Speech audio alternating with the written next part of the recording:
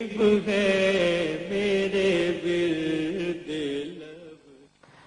باللہ من الشیطان الرجیم بسم اللہ الرحمن الرحیم. خواتین و حضرات السلام علیکم ورحمۃ اللہ وبرکاتہ. مغفرت. پروگرام احکام شریعت اور زکوٰۃ سے متعلقہ مسائل کے ساتھ آپ کی خدمت میں ایک دفعہ پھر حاضری کا شرف حاصل ہے. چونکہ ہمارا موضوع زکوٰۃ کا چل رہا تھا اور اس میں ہم نے شرائط وغیرہ ذکر کر دی تھی اور بڑی تفصیل کے ساتھ ان کو ذکر کیا تھا، لہذا دوبارہ نہیں دہرائیں گے. اب اس سے اگلے پہلو پر چلتے ہیں کہ جب کسی شخص پر زکوٰۃ واجب ہو جاتی ہے، یعنی جو شرائط تمام پائی گئیں، سال پورا ہو گیا ہے اور سال کے بعد مالک نصاب بھی ہے اور اس پہ کوئی اتنا قرضہ وغیرہ نہیں ہے کہ اگر اس کو ادا کر دے تو نصاب باقی نہ رہے، تو اب زکوٰۃ کی ادائیگی اس پر واجب ہو جاتی ہے. اب فوری ادائیگی واجب ہے یا تاخیر کے ساتھ یہ کر سکتا ہے، اس کو سمجھنے کے لیے پہلے ایک بات ہی سمجھیے کہ جو شرعی احکام ہوتے ہیں یہ دو طرح کے ہوتے ہیں. ایک مطلق عن الوقت کہلاتے ہیں، ایک مقید بالوقت کہلاتے ہیں. مطلق عن الوقت کا مطلب ہوتا ہے وقت کی قید سے آزاد، اور مقید بالوقت کا مطلب ہوتا ہے جو وقت کی قید کے ساتھ ہوں. تو اگر کسی عبادت یا کسی بھی کو جو حکم پورا کرنا ہے اس کی شریعت نے ایک مدت مقرر کی ہوئی ہے، اور اگر اس مدت کو ہم گزار دیں تو وہ ادا نہیں رہے گا بلکہ قضا ہو جائے گا، تو ہر ایسی عبادت یا حکم کا پورا کرنا یا اس عبادت کو مقید بالوقت کہتے ہیں. اور اگر کوئی اس مطلب زندگی کا کوئی خاص حصہ اس کی ادائیگی کے لیے مخصوص نہیں کیا گیا، اس طرح کہ اگر آپ دیر کریں تو قضا ہو جائے، جب کبھی ادا کریں وہ ادا ہی ہوگا، تو اس کو مطلق عن الوقت کہا جاتا ہے. زکوٰۃ مطلق عن الوقت میں آتی ہے، لہذا اس کا تقاضا تو یہ ہے کہ پوری زندگی میں جب کبھی چاہے آپ ادا کریں ادا ہو جائے گی. لیکن فقہاء اعظام نے احتیاطاً یہ بیان فرمایا کہ اگر اس میں تاخیر کی لوگوں کو اجازت دے دی جائے تو عموماً نفوس کی کیفیات بدلتی ہیں. ایک دفعہ خرچ کرنے کا جذبہ ہوتا ہے، پھر بخل کبھی غالب آ جاتا ہے. ابھی آپ کے پاس پیسہ ہے، آپ زکوٰۃ نکال سکتے ہیں، کل ہو سکتا ہے تنگ دستی آئے تو زکوٰۃ تو واجب ہو گئی لیکن ادائیگی نہیں کر سکتے ہیں، تو پھر بہتر ہے کہ فوراً سے پیشتر اس کو نکال دیا جائے. لیکن پھر بھی اس میں بہت سی صورتیں بنتی ہیں جس پہ انشاءاللہ کلام جاری رہے گا. آج کے پہلے سائل منتظر ہیں، دیکھتے ہیں ہم سے کیا پوچھ رہے ہیں. السلام علیکم. السلام علیکم. ہیلو، السلام علیکم. وعلیکم السلام. مولانا صاحب، مجھے دو چار سوال کرنے ہیں آپ سے. جی فرمائیے. ایک یہ پوچھنا ہے کہ پان جو کھاتے ہیں ہم لوگ، وضو کر لیا ہم نے اور اس کے بعد تمباکو والا اگر پان کھا لیا ہم نے تو کیا وضو ٹوٹ جائے گا؟ تمباکو والا پان کھا لیا؟ جی ٹھیک ہے. اور نماز میں ہم نے مطلب ظہر میں تو ترتیب سے ہم علم طرح سے خلاصہ رب الفلق تک پڑھتے ہیں، خلاصہ بھی ناس تک پڑھتے ہیں. تو عشاء میں ہم سنت کے بعد کی الہاکم التکاثر اور والعصر پڑھ سکتے ہیں؟ ٹھیک ہے. اور اچھا، میری بیٹی نا 13 سال کی ہے، اچھا، لیکن بہت جلدی میں نماز پڑھتی ہے. 13 سال میں اتنی مہارت، ماشاءاللہ، تیزی کے ساتھ بہت تیزی سے نماز پڑھتی ہے. ہماری 4 رکعت ہوتی ہے، اس کی 8 رکعت ہو جاتی ہے. اس طرح اسے پڑھنا صحیح ہے؟ ذرا اس سے ہی بتا دیں. ٹھیک ہے، میں اس کو بتاؤں. اور اچھا مولانا صاحب، ایک اور سوال ہے. جی میری ایک دوست کا مسئلہ ہے. جی جی وہ گھر میں اپنی سب سے چھوٹی ہے. جی. وہ اپنے گھر میں سب بہنوں سے چھوٹی ہے. ہوں. ان سے جو بڑی بہن ہے نا وہ ان سے ناراض ہیں. اچھا. ہاں، وجہ یہ کہ ان کی لڑکی، انہوں نے اپنی لڑکی کا رشتہ نہیں دیا انہیں. اچھا. اب اپنی جس بہن کو رشتہ دیا اس سے بھی ناراض ہے، اب مجھ سے مطلب میری دوست سے بھی ناراض ہے. تو مطلب آپ یہ بتائیں کہ ہم بڑوں کا اس میں فرق کیا ہونا چاہیے، کہ مطلب دوستی کرانا چاہیے کہ نہیں چاہیے؟ ٹھیک ہے. ٹھیک ہے. اس کے لیے آپ ذرا مجھے بتا دیجیے گا پلیز. ٹھیک ہے. ٹھیک ہے. ٹھیک ہے. میں عرض کرتا ہوں. بالکل. ایک مزید کالر ہمارے ساتھ ہیں. السلام علیکم. السلام علیکم مفتی صاحب. جی وعلیکم السلام. میں نازیہ رشید بول رہی ہوں کراچی سے. جی بہن ارشاد. مطلب میرا پہلا سوال یہ ہے کہ بعض نعت گو شعرا جو عشق رسول میں ڈوب کر نعتیں لکھتے ہیں، لیکن عام لوگ جن کے دل میں بہت زیادہ عشق رسول نہیں ہوتا، اگر وہ ایسی نعتیں پڑھیں تو کیا یہ جھوٹ ہوگا جس میں عشق رسول میں تڑپنے کا بتایا گیا ہو، یا ایسی نعتیں جن میں عشق رسول میں موت بھی قبول کرنے کا بتایا گیا ہو تو کیا ایسی کہنا پڑھنا جھوٹ ہوگا کہ عام طور پہ لوگ موت سے ڈرتے ہی ہیں؟ ٹھیک ہے. جی اور دوسرا سوال میرا یہ ہے کہ اگر کوئی اپنے کسی رشتے دار کے برے رویے سے تنگ آ کے قطع رحمی کی دعا مانگے تو کیا یہ دعا مانگنا جائز ہے؟ دوبارہ بہن دوبارہ کی، آپ کی آواز کلیئر نہیں آ رہی تھوڑی سی نا. مفتی صاحب دوسرا سوال یہ ہے کہ اگر کوئی اپنے رشتے دار کے برے رویے سے تنگ آ کر قطع رحمی کی دعا مانگے تو کیا یہ دعا مانگنا جائز ہے؟ غصے سے تنگ آ کر؟ جی، برے رویے سے تنگ آ کر. برے رویے سے، اچھا جی. اور یہ دعا کیا اللہ تعالیٰ ایسی دعا قبول فرما لیتا ہے؟ ٹھیک اور ہے. تیسرا سوال میرا یہ ہے کہ ایک شخص جو غریب بھی ہے لیکن جھوٹ بہت بولتا ہے، اگر اس کے جھوٹ سے تنگ آ کر ہم اس کی مالی امداد کرنا چھوڑ دیں تو کیا یہ جائز ہوگا، جبکہ اگر وہ ہمارا قریبی رشتے دار بھی ہو؟ ٹھیک ہے. بس، بہت شکریہ. السلام علیکم. وعلیکم السلام. بہن نے کوشچن کیا کہ کیا وضو کرنے کے بعد تمباکو والا پان کھا لیا جائے تو وضو ٹوٹ جاتا ہے؟ تو دیکھیے اس سے کوئی فرق نہیں پڑتا ہے. وضو جو ٹوٹا کرتا ہے وہ بدن کے اندر سے کسی نجاست کے باہر نکلنے کی بنا پر ٹوٹتا ہے اور اس کا فساد کا حکم ہوتا ہے. چنانچہ کوئی چیز آپ نے اندر کھائی ہے یا کوئی منہ میں چبائی ہے تو اس سے وضو نہیں ٹوٹے گا. اب یہ جو تمباکو ہیں دو طرح کے ہوتے ہیں، ایک خوشبودار تمباکو ہوتا ہے، ایک پیلی پتی کا بدبودار تمباکو ہوتا ہے. اگر تو خوشبودار تمباکو ہے تو ہر کسی بس کلی کریں، آپ نماز پڑھ سکتے ہیں، منہ سے مہک آ رہی ہو کوئی بات نہیں ہے. لیکن اگر بدبودار تمباکو ہے جس سے منہ میں بدبو پیدا ہو جاتی ہے تو اس کے لیے پھر کوئی پیسٹ وغیرہ کریں، مسواک وغیرہ کر کے اس بدبو کو دور کریں، پھر نماز ادا کریں. اگر اسی بدبو کے ساتھ نماز ادا کی تو نماز مکروہ ہوگی. لیکن دونوں صورتوں میں بہرحال تمباکو کھانے سے وضو نہیں ٹوٹا کرتا. آپ نے نمازوں کے اندر جو صورتوں کی ترتیب کے بارے میں کوشچن کیا تو عموماً یہ لوگوں کے ذہن میں ہوتا ہے کہ جب مثلا ظہر پڑھ رہے ہیں اور ظہر کی انہوں نے پڑھنی ہے 12 رکعتیں، تو وہ یہ تصور کرتے ہیں کہ پہلی رکعت میں جو سورت پڑھیں گے اس کے بعد ترتیب سے چلتے ہوئے آخری رکعت کے اندر سورہ ناس ختم ہونی چاہیے، یعنی جب آخری کے نفل پڑھنا ہو. یہ کوئی ضروری نہیں ہوتا. جب آپ نماز ادا کر رہے ہیں تو جو پہلی اور دوسری رکعت ہے بس اس میں آپ کو آیات کا یا سورتوں کا خیال کرنا ہے کہ ان میں ترتیب باہم جدا جدا ہونی چاہیے. یعنی جس ترتیب سے قرآن پہلی رکعت میں پہلے حصہ، دوسری رکعت میں اس کے بعد والی آیت یا بعد والی سورت. اس کے بعد مثلا آپ جیسے ظہر کی 4 سنتیں پڑھ رہے ہیں، پہلی 2 میں جو آپ نے سورتیں پڑھی انہی کو بیانی دوسری 2 میں پڑھ لیجئے، کوئی فرق نہیں پڑے گا. اسی طرح انہی 2 کو پھر آپ فرض کی 2 کے اندر پہلی 2 کے اندر پڑھ لیں، پھر اگلی سنتوں کے اندر، پھر نوافل کے اندر، کوئی مسئلہ نہیں ہے.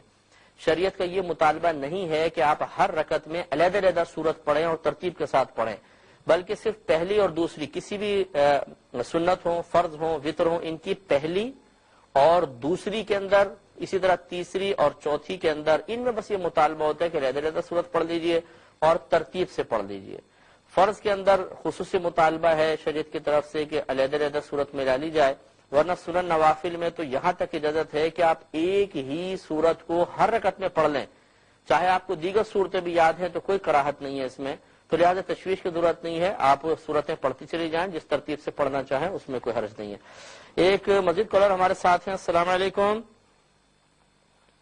السلام علیکم. ہلو، السلام علیکم ورحمۃ اللہ وبرکاتہ. جی میں سعودی عرب سے ریاض سے بول رہا ہوں. جی فرمائیے.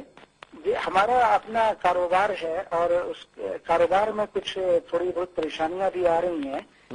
دوسری چیز یہ کہ میں صبح سویرے اٹھ جایا کرتا تھا، ایسا محسوس ہوتا ہے صبح اٹھنے کوئی نہیں دیتا، اور اٹھ بھی جاتا ہوں تو خواہش نہیں ہوتی کہ کہیں جاؤں کام پہ.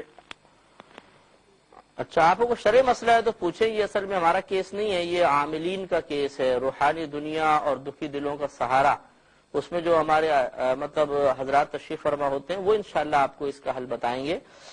ایک مزید کالر ہمارے ساتھ ہیں. السلام علیکم. السلام علیکم. ہلو. السلام علیکم. ہلو. جی. ہلو.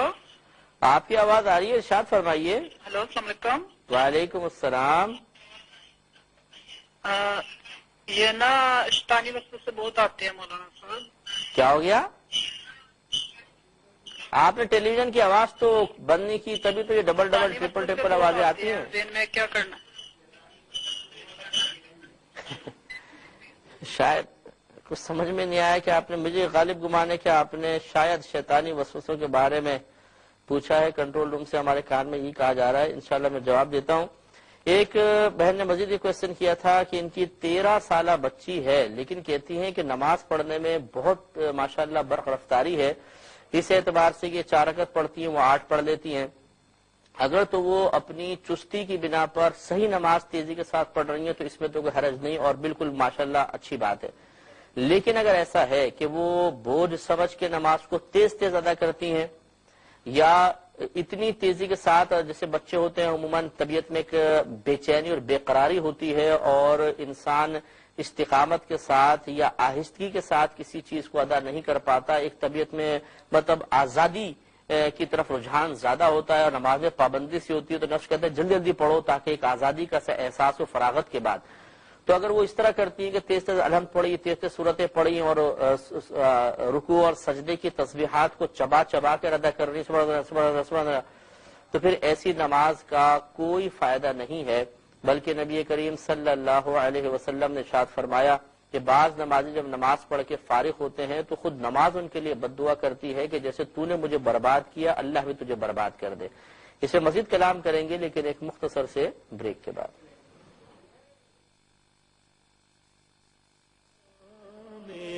حبیب ہے میں مریض عشق رسول ہوں، وہ حبیب عشق رسول ہوں، وہ حبیب میرا طبیب ہے میرے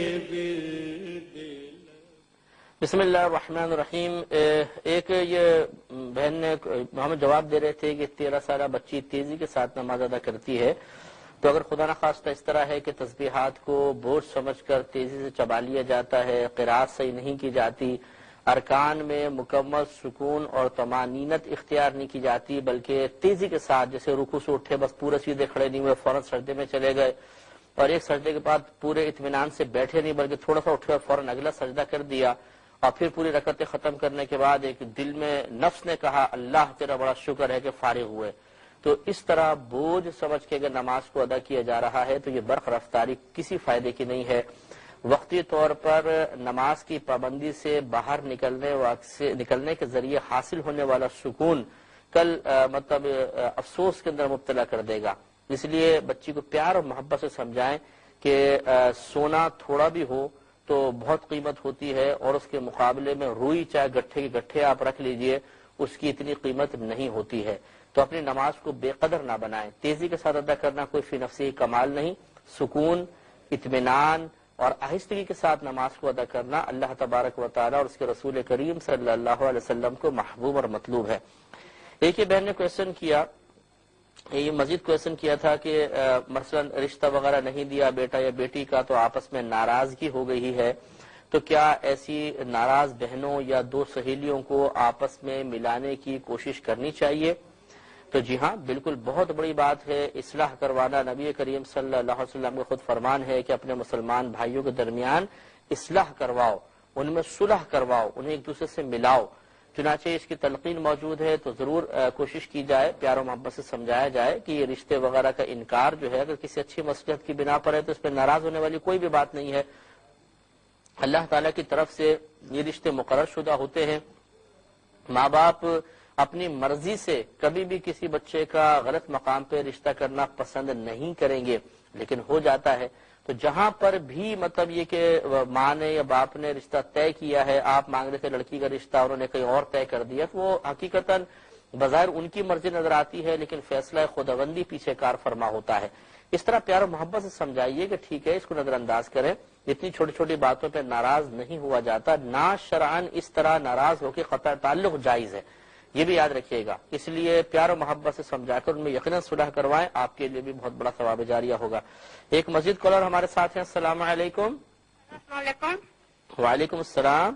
مفتی صاحب میرے دو سوال ہیں. جی بہن فرمائیے. پہلا سوال یہ ہے کہ طلاق کے بارے میں کہتے ہیں نا کہ اگر شوہر طلاق دے دے اور اس کے لیے حلالہ کرنا پڑتا ہے تو یہ تو ضروری ہے.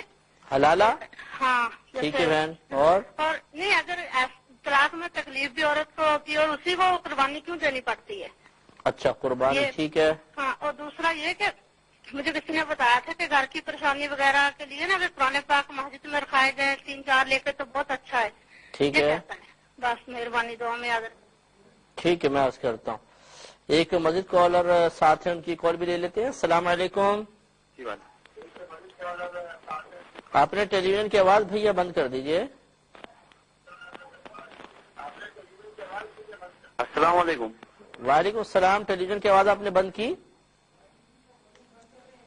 دیکھیں اس میں ٹائم ضائع ہوتا ہے، ہم نے سوال لے لیتے ہیں. ایک یہ بھائی نے کہا کہ بہن نے کویشچن کیا کہ بعض اوقات جو میں سمجھ پایا تھا اس کویشچن کا مقصد کہ بعض شاعر ایسے ہوتے ہیں جو بہت ذوق والے ہوتے ہیں، بڑی ان کی کیفیات غالی ان کے اوپر طاری ہوتی ہیں، اسی کیفیت میں ڈوب کر وہ ایک شعر لکھتے ہیں.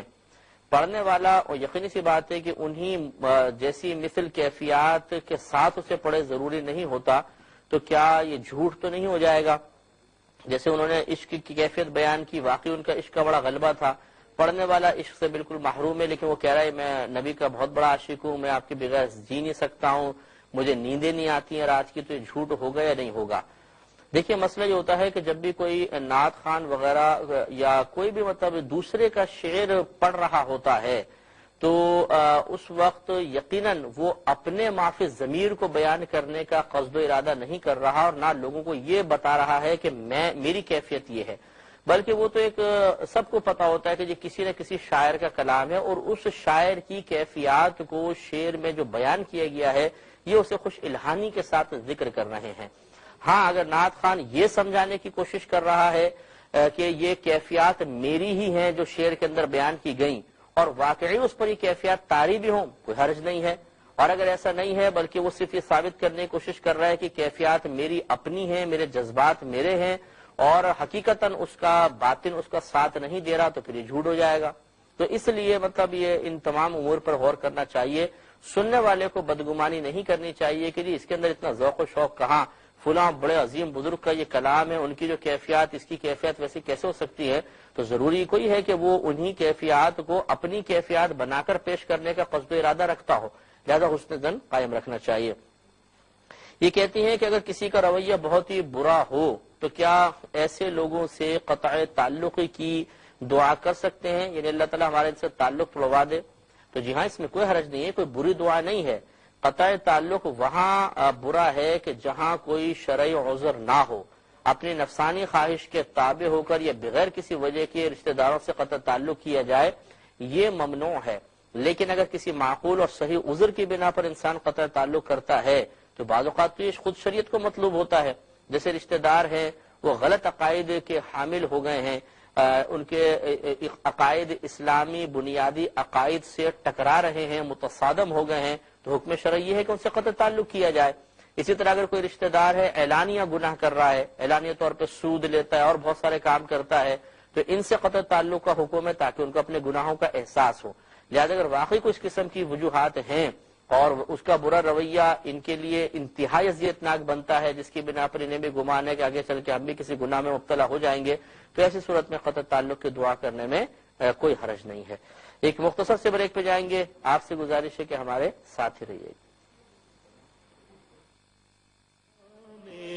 حبیب ہے میں مریض عشق رسول ہوں، وہ حبیب مریض عشق رسول ہوں، وہ حبیب میرا طبیب ہے میرے بسم اللہ الرحمن الرحیم. پہلے کالز لیں گے پھر انشاءاللہ جوابات. السلام علیکم.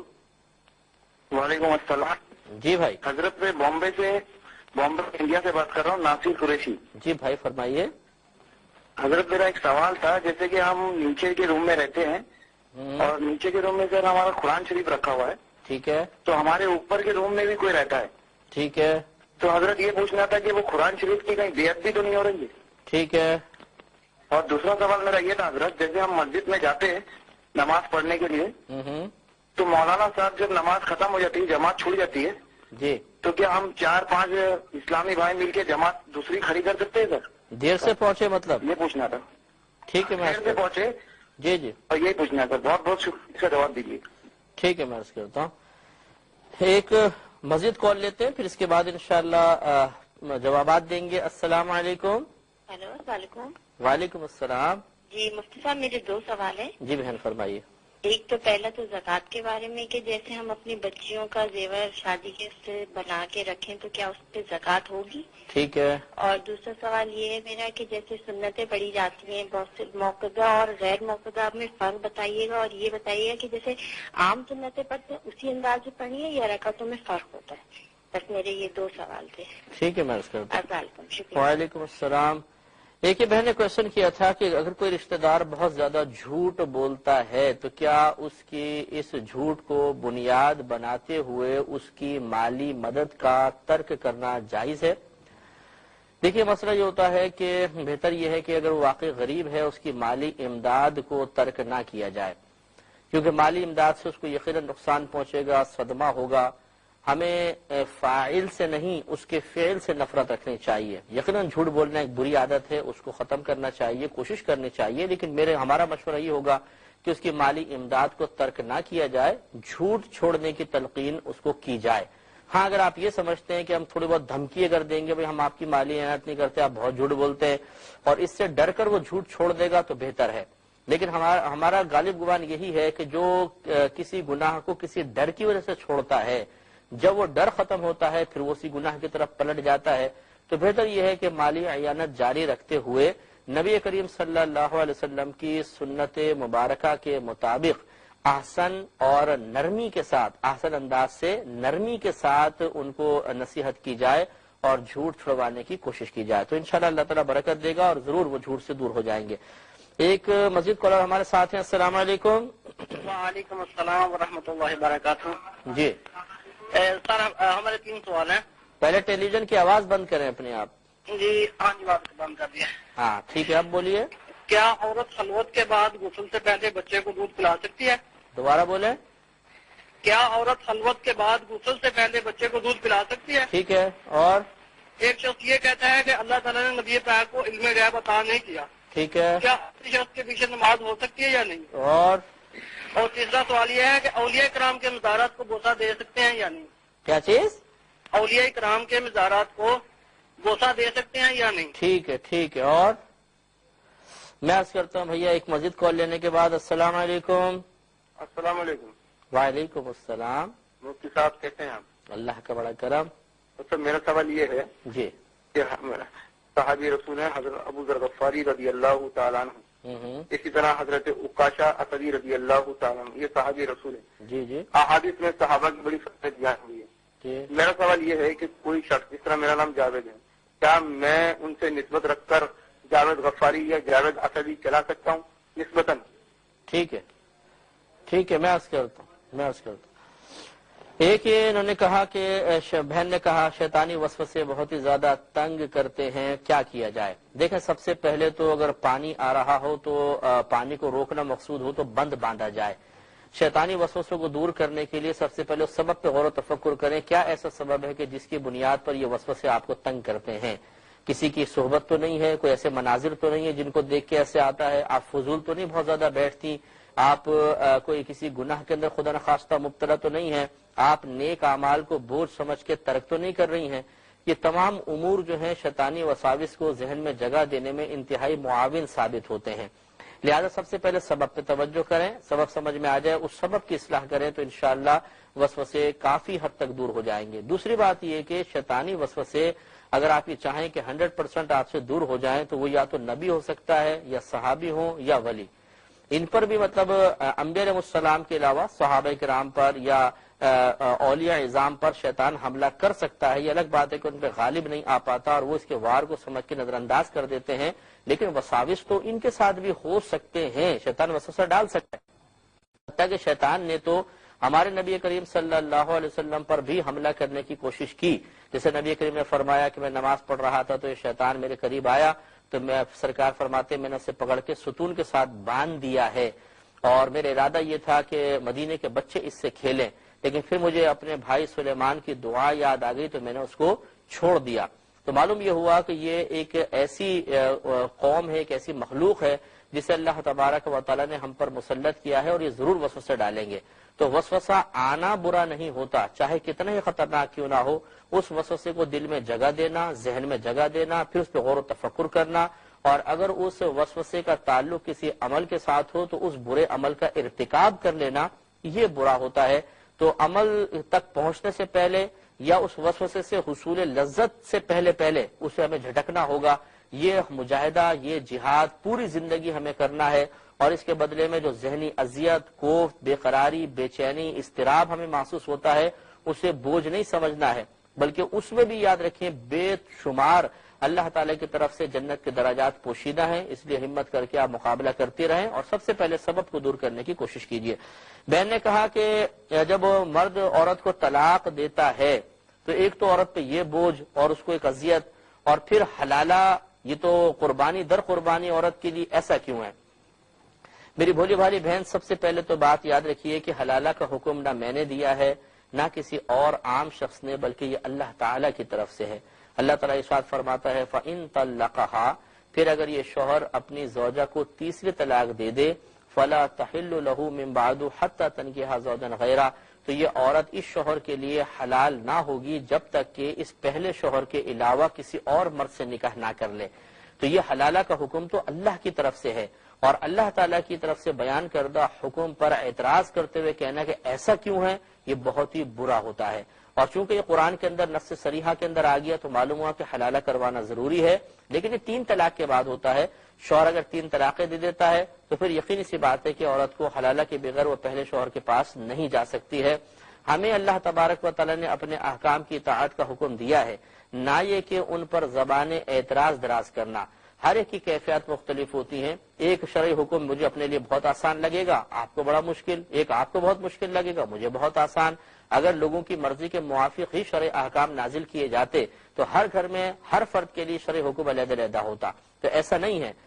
شریعت ہماری مزاج اور ہماری طبیعت کے تابع نہیں ہوگی، ہمیں اپنے مزاج اور اپنی طبیعت کو اللہ تعالیٰ کے حکم کے تابع کرنا ہے۔ دوسری بات یہ کہ آپ نے ذہن میں تصور کیوں باندھا کہ عورت کی قربانی دیتی ہے؟ بعض میرے پاس تو سینکڑوں ایسے کیسز آتے ہیں کہ مرد انتہائی شریف ہوتا ہے اور خواتین جو ہیں وہ چھریاں لے لے کے گردن پہ چڑھ کے بیٹھ گئی ہیں، یہاں تک کہ مطلب کیسز ہمارے سامنے آئے۔ خود ایک بہن نے مجھے خط لکھا کہ میں نے اپنے شوہر کو زمین پہ گرا کے چھری اس کی گردن پہ رکھ کر کہا کہ مجھے 3 طلاقیں دو، اور اس نے مجھے 3 طلاقیں دے دی ڈر کی وجہ سے۔ اب بتائیے میری طلاق ہو گئی کہ نہیں ہوگی، میں بہت پچھتا رہی ہوں۔ اب اس قدر مطلب جرت مند اور شوہر پر غالب آ جانے والی بہنیں بھی موجود ہیں، تو اب بتائیے قربانی صرف عورت دے رہی ہے یا مرد بھی قربانی دے رہا ہے؟ یقینی سی بات ہے کوئی بھی مرد اس بات کو محبوب نہیں رکھے گا کہ اس کی زوجہ چاہے شرعی حیثیت سے ایک اور مرد کے تحت جا رہی ہیں، ایک اور مرد کے پاس جا رہی ہیں، لیکن ایک باطنی غیرت ہوتی ہے، دونوں کی یہ چیزیں باعث اذیت بنتی ہیں۔ اور حلالہ کا سخت پروسیس شریعت نے اسی لیے رکھا ہے کہ اگر یہ نہ ہوتا، آپ دیانتداری کے ساتھ سوچئے کہ 3 طلاقیں کھیل بن جاتی کہ نہیں بن جاتی۔ بار بار 3 طلاقیں دی جاتی ہیں، رجوع کر لیا جاتا، 3 طلاقیں دی جاتی ہیں، رجوع کر لیا جاتا، اور اس طریقے سے طلاق جو اللہ تبارک و تعالیٰ کو حلال چیزوں میں سب سے زیادہ ناپسندیدہ ہے، اسے ہر شخص غلط استعمال کرتا، جیسے زمانہ جاہلیت میں ہوتا تھا۔ اس لیے شریعت نے یہ قیودات لگائی ہیں، ان کی حکمتوں کو سمجھنے کی کوشش کریں۔ آپ کا بچہ بھی آپ پہ اعتراض کر سکتا ہے کہ جی ہماری والدہ خامخواہ منع کرتی ہیں، یہاں مت جاؤ، وہاں نہ جاؤ، یہ نہ کھاؤ، وہ نہ کھاؤ۔ بتائیے آپ کی کیفیت کیا ہوگی؟ یقینی سی بات ہے آپ جواب میں کہیں گے جب تم ماں بنو گے نا، یا باپ بنو گے مطلب، یا بچی ہے تو تم ماں بنو گی، تمہیں پتہ چلے گا، تم چھوٹے ہو، تمہیں پتہ نہیں کہ ہماری کیا کیا حکمتیں ہوتی ہیں۔ تو آپ تو اپنے سیفٹی کے لیے اور اپنی عزت نفس کو ملحوظ رکھتے ہوئے بچوں کو سمجھاتے ہیں کہ ہمارا کیا ہوا فیصلہ قبول کیا جائے، اور آپ اپنے بچوں کی طرف سے اس پر زبان اعتراض دراز کرنا بالکل پسند نہیں کرتے۔ تو پھر اللہ تعالیٰ کے بارے میں آپ کا کیا خیال ہے کہ وہ اتنا حکیم، پوری کائنات کو اپنے کائنات کے نظام کو بے نقص چلانے والا، پوری کائنات کو کنٹرول کرنے والا، جتنے بڑے سے بڑا سائنسدان ہے جو سائنسی ترقی کر رہا ہے وہ اللہ کی الہام کردہ ہے۔ اللہ کے علوم کی کیفیت اور اس کی مطلب وسعت کا عالم کیا ہوگا ذرا سوچئے۔ اس کے ایک حکم پر پھر اعتراض کرنا اور معاذ اللہ ثم معاذ اللہ، پھر اللہ تعالیٰ کو معاذ اللہ ثم معاذ اللہ بے وقوف گمان کرنا، نبی کریم کو غلط فیصلے کرنے والا گمان کرنا، یہ شیطان کی طرف سے گمان ڈالنا کیسے صحیح ہو سکتا ہے آپ سوچئے۔ اس لیے ٹھنڈے دل سے غور و تفکر کر کے اللہ کا جو حکم ہے 100% سے بھی زیادہ وہ بالکل درست ہوتا ہے، ہمارے فائدوں کے لیے ہوتا ہے، اس میں ہزارہ حکمتیں پوشیدہ ہوتی ہیں، لہذا آئندہ کبھی آپ کی زبان پہ اعتراض جاری نہ ہو۔ اور ہمارا ہمیشہ بھائیوں اور بہنوں کے لیے مشورہ ہوتا ہے کہ اس قسم کے کوئی اعتراض والے جملے اگر زبان سے نکل گئے ہوں تو اللہ تعالیٰ کی بارگاہ میں کامل توبہ کریں، تجدید ایمان احتیاطاً کر لیں، اگر شادی شدہ ہیں تو تجدید نکاح بھی کر لیں، یہ بہت ہی اچھا ہے۔ ایک مزید کالر ہمارے ساتھ ہیں۔ السلام علیکم۔ السلام علیکم۔ ہیلو، السلام علیکم۔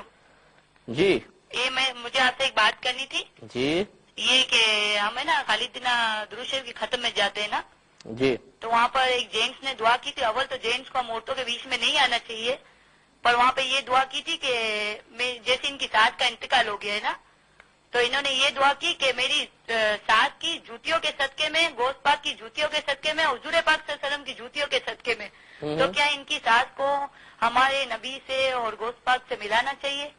اور یہ کہتے ہیں کہ نا میری ساس آپ لوگوں کے لیے دعا کیے، اور یہ کہا جاتا ہے مرا ہوا دعا خود کے لیے دعا کے لیے خود ہوتا ہے، تو یہ ہمارے لیے کیسے دعا کر سکتی ہے؟ یعنی آپ کو اعتراض یہ ہے کہ ساس کو اتنا اعلیٰ مقام کیوں دیا جا رہا ہے؟ کیوں مقام دیا؟ ان کی جوتیوں کے صدقے میں ہم کیوں درود شریف کو ملے؟ اچھا اچھا ٹھیک ہے اور میرا ایک یہ سوال ہے کہ ہم جہاں نماز اور بچھاتے ہیں اور باہر سے بچے اور چپل وغیرہ پہن کے آتے ہیں، کیا ہم جہاں نماز بچھا کے نماز پڑھ سکتے ہیں؟ بتاؤ زمین پر؟ جی ہاں۔ ٹھیک ہے، اور بس میرے یہ سوال کا جواب آپ ضرور دیجیے گا، کیونکہ پوری دنیا نے اس بات پہ اعتراض پوری دنیا سے آپ کا رابطہ ماشاءاللہ بہت زبردست۔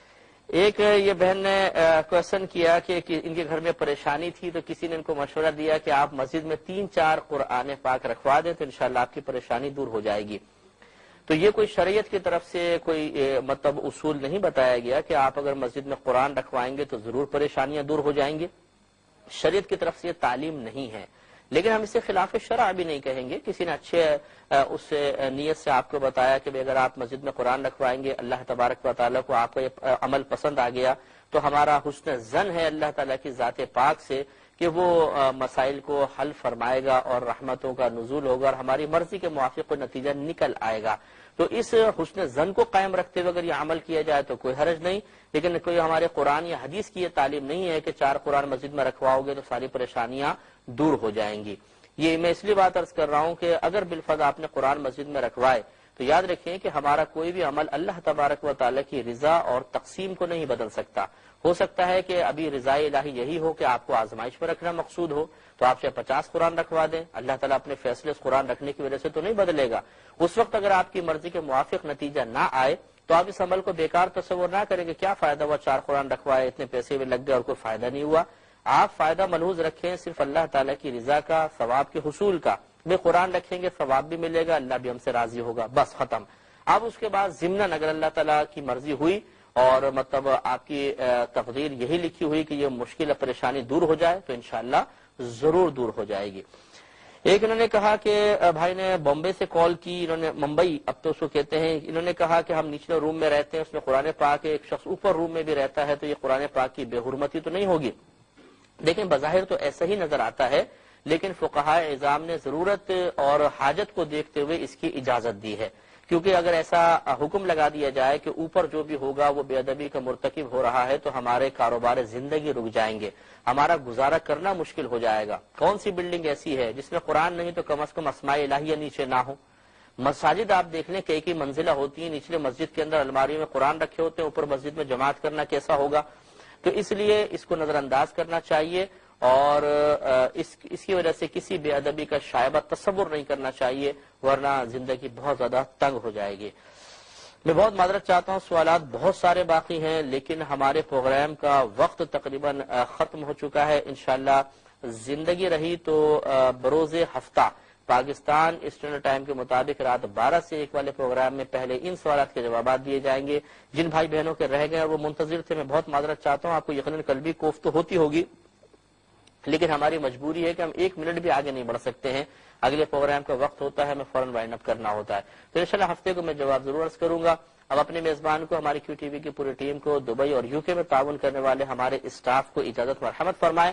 آپ ہمارے لیے دعا کیجیے، ہم آپ کے لیے دعا گو ہیں کہ اللہ تبارک و تعالی آپ کو ہر پریشانی سے عافیت کے ساتھ نجات عطا فرمائے، اور یقیناً پریشانیوں کے ہمارے قریب رہنے میں اللہ کی ہزارہ مسئلے آتے ہیں، تو ہم اس پہ صبر جمیل کی توفیق عطا فرمائے اور صبر جمیل پہ اجر عظیم عطا فرمائے، آمین۔ وآخر دعوانا ان الحمدللہ رب العالمین۔